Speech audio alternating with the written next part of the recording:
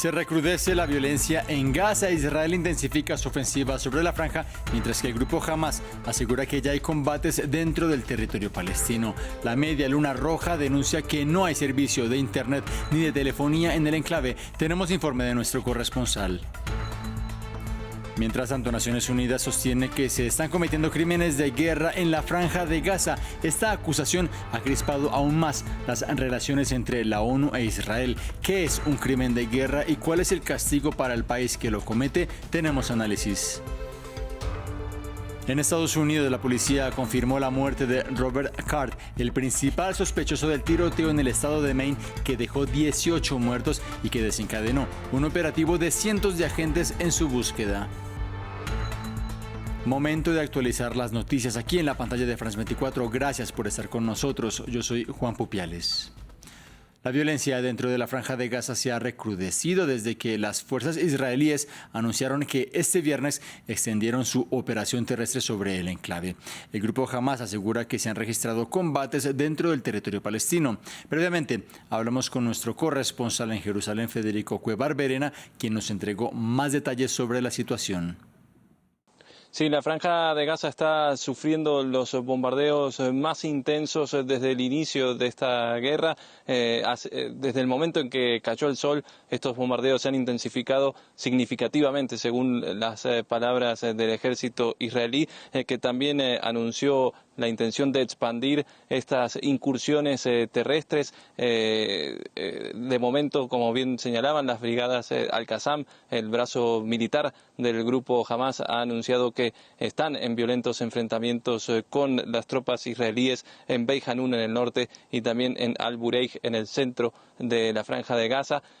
También se ha reportado fuego de artillería lanzado desde el lado israelí hacia la zona de Gaza, y el mensaje que han bajado algunos voceros israelíes es que no se trata esta acción de la operación a gran escala, terrestre a gran escala, que se está esperando, pero sí evidentemente a todas luces es un incremento, una escalada aún mayor en este conflicto.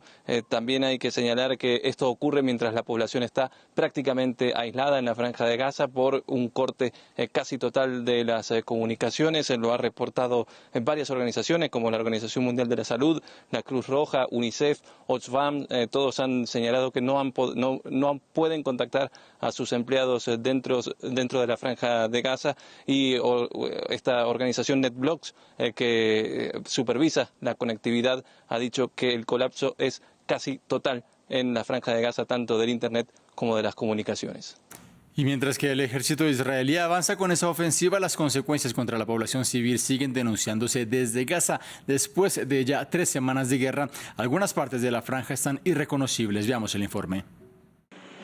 Estas imágenes fueron tomadas el 10 de mayo, un mes antes del comienzo de la última escalada del conflicto. Este es el aspecto actual del barrio Al-Karama, sectores enteros arrasados, resultado de 2 semanas de intensos bombardeos del ejército israelí. La parte norte de la franja se ha llevado la peor parte de los ataques. Especialmente afectada está la ciudad de Beit Hanun. Esta es una fotografía del lugar antes de la guerra.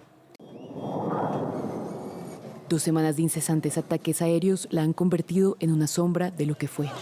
Apenas solo un edificio sigue intacto. En este vecindario, docenas de casas han sido destruidas, algunas reducidas a escombros. Así se ve Beit Hanun desde el lado israelí de la valla fronteriza. La infraestructura, el centro neurálgico, la mayor parte de la actividad, o si se quiere, la capital de Hamas, está centrada en el norte. Por eso Israel quiere entrar y eliminar lo que Hamas tenga allí. Desde el ataque mortal de Hamas el 7 de octubre, Israel ha llevado a cabo miles de ataques aéreos en Gaza, aparentemente dirigidos a objetivos militares. Pero en el sur de Gaza, los residentes dicen que los bombardeos son un castigo colectivo. 4 ataques han afectado al barrio. Sigo buscando a mis hijos, a mi madre, a mi mujer. La ya grave situación en Gaza podría empeorar, ya que Israel anunció la extensión de las operaciones terrestres y el incremento de los bombardeos sobre el enclave. De otra parte, continúan los esfuerzos diplomáticos para conseguir algún tipo de alivio para la situación humanitaria dentro de Gaza. La Asamblea General de Naciones Unidas aprobó en las últimas horas una resolución no vinculante. En ella pide una tregua humanitaria para el territorio palestino.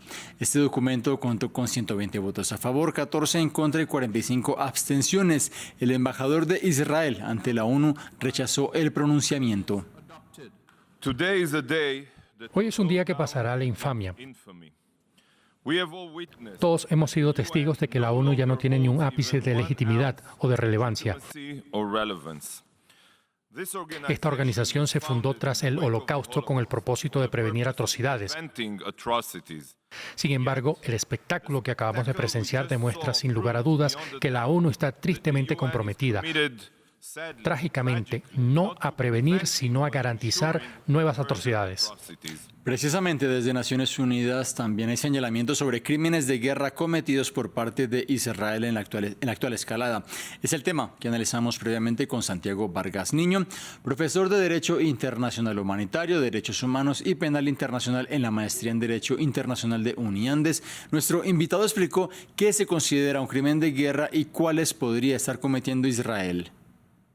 En esencia, un crimen de guerra es una grave violación a los principios y normas del derecho internacional humanitario aplicable a los conflictos armados y tiene como consecuencia la atribución de responsabilidades individuales a los autores de las conductas y a sus superiores jerárquicos que hayan omitido todas las medidas necesarias y razonables para prevenir ese tipo de conductas.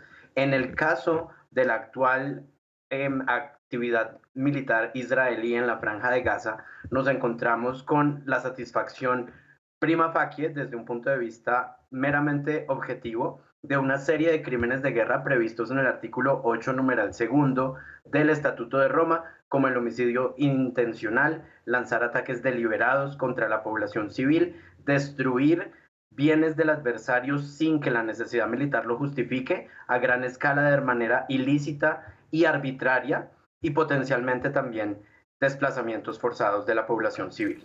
Vamos a Estados Unidos porque el Departamento de Policía confirmó que Robert Card, el principal sospechoso del tiroteo que dejó 18 muertos el miércoles en Lewiston, la segunda ciudad más grande del estado de Maine, fue hallado muerto.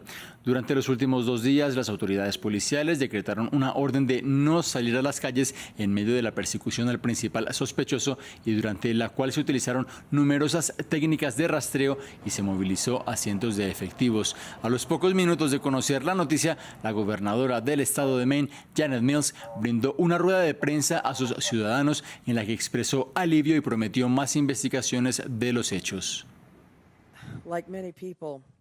Como mucha gente, estoy respirando un alivio al saber que Robert Card ya no es una amenaza para nadie. Sé que algunas personas, muchas personas que compartieron ese consuelo para muchos, pero ahora es el momento de sanar.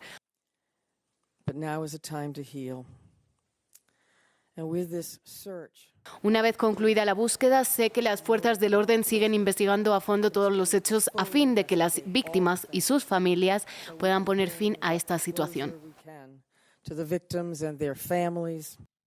Mientras tanto, en Panamá, el presidente Laurentino Cortizo anunció este viernes que no habrá nuevas concesiones mineras de metales luego de 5 días de manifestaciones en contra de un contrato de explotación de cobre. Desde Ciudad de Panamá, nuestro corresponsal Óscar Zulbarán nos amplió en el siguiente informe.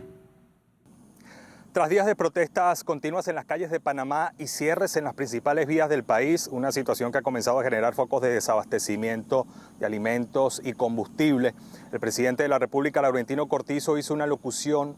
Primero celebró la salida de Panamá de la lista gris del Grupo de Acción Financiera Internacional y luego se refirió al tema que mantiene a las personas en las calles, las protestas contra el contrato minero.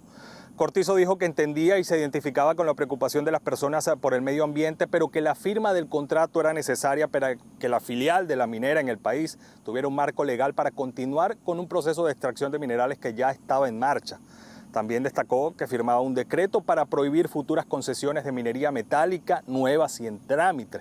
Sin embargo, esto no ha cambiado el panorama en las calles. La presión de las protestas continuará en Panamá, según han manifestado los distintos sectores que siguen pidiendo se derogue la ley contrato con la minera canadiense First Quantum. En la Corte Suprema de Justicia de Panamá ya se han introducido varias demandas de inconstitucionalidad de este contrato minero bajo los mismos argumentos que lo declararon inconstitucional en el año 2017. Ponemos fin a esta emisión informativa. La invitación a ustedes para que continúen aquí en esta pantalla en France 24.